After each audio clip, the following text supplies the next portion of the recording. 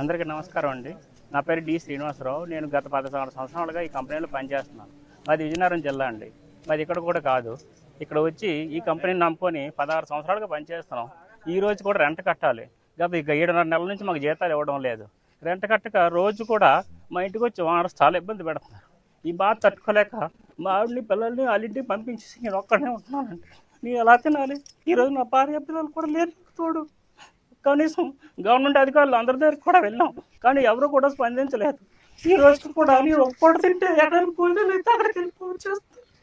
మా భార్య పిల్లలకి ఏం చెప్పాలి? వాళ్ళు తీసుకురాలేక వాళ్ళు పంపిస్తాను. స్కూల్కి పంపిస్తే ఆ బాబుకి ఫీజు కట్టలేదని పంపించాను. వాడు వచ్చి డాడీ నేను స్కూల్కి వెళ్ళను, అందరి పిల్లలు వాళ్ళని చేస్తానని చెప్పి వాడు ఏడుస్తున్నాడు.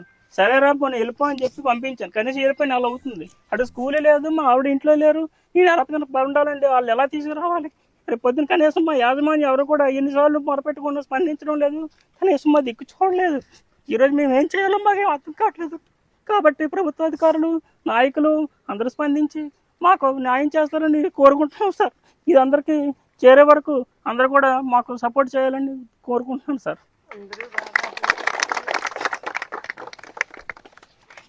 మీరు మాట్లాడండి.